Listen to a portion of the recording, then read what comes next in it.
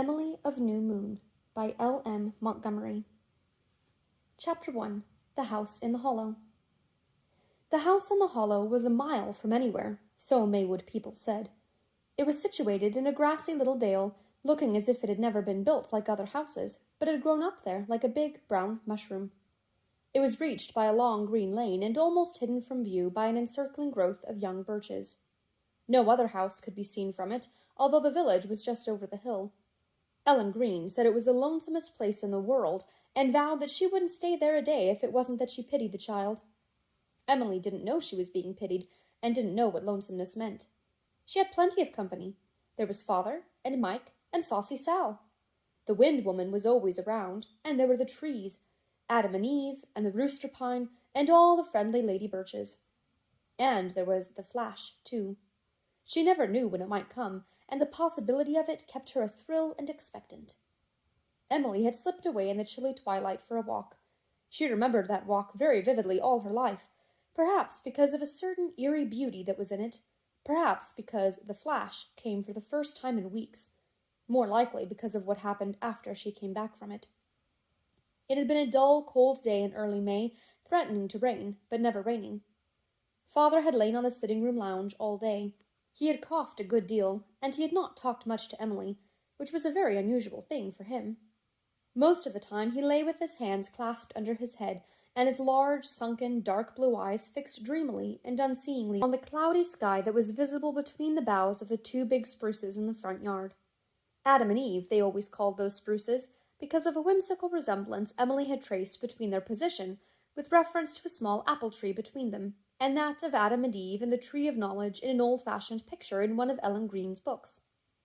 The Tree of Knowledge looked exactly like the squat little apple tree, and Adam and Eve stood up on either side as stiffly and rigidly as did the spruces.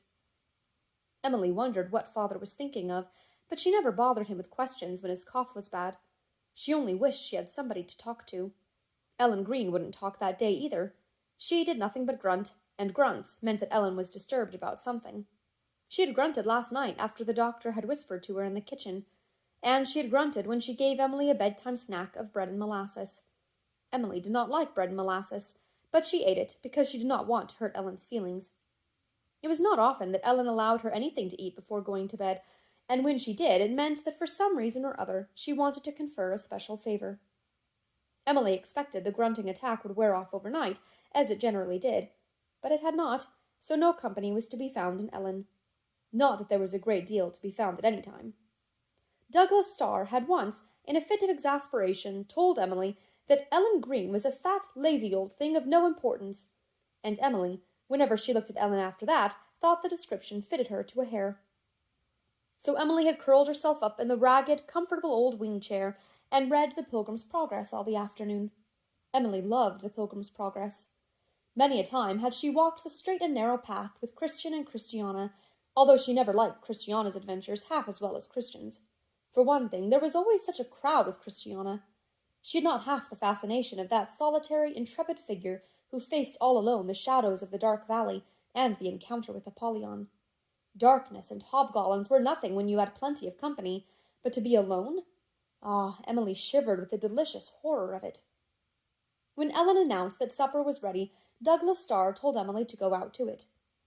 "I don't want anything tonight. I'll just lie here and rest. And when you come in again, we'll have a real talk, Elfkin." He smiled up at her, his old, beautiful smile, with the love behind it that Emily always found so sweet. She ate her supper quite happily, though it wasn't a good supper. The bread was soggy and her egg was underdone, but for a wonder she was allowed to have both Saucy Sal and Mike sitting one on each side of her, and Ellen only grunted when Emily fed them wee bits of bread and butter. Mike had such a cute way of sitting up on his haunches and catching the bits in his paws, and Saucy Sal had her trick of touching Emily's ankle with an almost human touch when her turn was too long in coming. Emily loved them both, but Mike was her favorite. He was a handsome, dark gray cat with huge owl-like eyes, and he was so soft and fat and fluffy. Sal was always thin. No amount of feeding put any flesh on her bones. Emily liked her, but never cared to cuddle or stroke her because of her thinness. Yet there was a sort of weird beauty about her that appealed to Emily.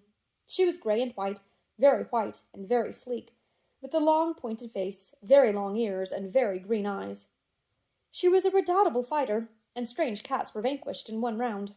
The fearless little Spitfire would even attack dogs and rout them utterly. Emily loved her pussies. She had brought them up herself, as she proudly said. They had been given to her when they were kittens by her Sunday school teacher. A living present is so nice, she told Ellen, because it keeps on getting nicer all the time. But she worried considerably because Saucy Sal didn't have kittens. I don't know why she doesn't, she complained to Ellen Green. Most cats seem to have more kittens than they know what to do with. After supper, Emily went in and found that her father had fallen asleep. She was very glad of this. She knew he had not slept much for 2 nights, but she was a little disappointed that they were not going to have that real talk. Real talks with father were always such delightful things, but next best would be a walk. A lovely all-by-your-lonesome walk through the grey evening of the young spring. It was so long since she had had a walk. You put on your hood and mind you scoot back if it starts to rain, warned Ellen. You can't monkey with colds the way some kids can. Why can't I? Emily asked rather indignantly. Why must she be debarred from monkeying with colds if other children could? It wasn't fair. But Ellen only grunted. Emily muttered under her breath for her own satisfaction. You are a fat old thing of no importance, and slipped upstairs to get her hood, rather reluctantly, for she loved to run bareheaded. She put the faded blue hood on over her long, heavy braid of glossy jet-black hair, and smiled chummily at her reflection in the little greenish glass. The smile began at the corners of her lips and spread over her face in a slow, subtle, very wonderful way, as Douglas Starr often thought. It was her dead mother's smile, the thing that had caught and held him long ago when he had first seen Juliet Murray. It seemed to be Emily's only physical inheritance from her mother. In all else, he thought, she was like the stars, in her large purplish-grey eyes with their very long lashes and black brows, in her high white forehead, too high for beauty, in the delicate modelling of her pale oval face and sensitive mouth, in the little ears that were pointed just a wee bit to show that she was kin to tribes of Elfland. I'm going for a walk with the Wind Woman, dear, said Emily. I wish I could take you too. Do you ever get out of that room, I wonder? The Wind Woman is going to be out in the fields tonight. She is tall and misty, with thin, grey, silky clothes blowing all about her, and wings like a bat's, only you can see through them, and shining eyes like stars looking through her long, loose hair. She can fly, but tonight she will walk with me all over the fields. She's a great friend of mine, the Wind Woman is. I've known her ever since I was 6. We're old, old friends, but not quite so old as you and I, little Emily in the glass. We've been friends always, haven't we? With a blown kiss to little Emily in the glass, Emily out of the glass was off. The Wind Woman was waiting for her outside, ruffling the little spears of striped grass that were sticking up stiffly in the bed under the sitting-room window, tossing the big boughs of Adam and Eve, whispering among the misty green branches of the birches, teasing the rooster pine behind the house. It really did look like an enormous, ridiculous rooster, with a huge bunchy tail and a head thrown back to crow. It was so long since Emily had been out for a walk that she was half crazy with the joy of it. The winter had been so stormy and the snow so deep that she was never allowed out. April had been a month of rain and wind, so on this May evening she felt like a released prisoner. Where should she go? Down the brook, or over the fields to the spruce barrens? Emily chose the latter. She loved the spruce barrens, away at the further end of the long, sloping pasture. That was a place where magic was made. She came more fully into her fairy birthright there than in any other place. Nobody who saw Emily skimming over the bare field would have envied her. She was little and pale, and poorly clad. Sometimes she shivered in her thin jacket. Yet a queen might have gladly given a crown for her visions, her dreams of wonder. The brown, frosted grasses under her feet were velvet piles. The old, mossy, gnarled, half-dead spruce tree, under which she paused for a moment to look up into the sky, was a marble column in a palace of the gods. The far, dusky hills were the ramparts of a city of wonder, and for companions she had all the fairies of the countryside, for she could believe in them here, the fairies of the white clover and satin catkins, the little green folk of the grass, the elves of the young fir trees, sprites of wind and wild fern and thistledown. Anything might happen there. Everything might come true. And the barrens were such a splendid place in which to play hide-and-seek with the Wind Woman. She was so very real there. If you could just spring quickly enough around a little cluster of spruces, only you never could, you would see her as well as feel her and hear her. There she was. That was the sweep of her grey cloak. No, she was laughing up in the very top of the taller trees, and the chase was on again, till all at once it seemed as if the Wind Woman were gone. and the evening was bathed in a wonderful silence, and there was a sudden rift in the curdled clouds westward, and a lovely, pale, pinky-green lake of sky with a new moon in it. Emily stood and looked at it with clasped hands and her little black head upturned. She must go home and write down a description of it in the yellow account book, where the last thing written had been Mike's biography. It would hurt her with its beauty until she wrote it down. Then she would read it to father. She must not forget how the tips of the trees on the hill came out like fine black lace across the edge of the pinky-green sky. And then, for one glorious, supreme moment, came the flash. Emily called it that, although she felt that the name didn't exactly describe it. It couldn't be described, not even to father, who always seemed a little puzzled by it. Emily never spoke of it to anyone else. It had always seemed to Emily, ever since she could remember, that she was very, very near to a world of wonderful beauty.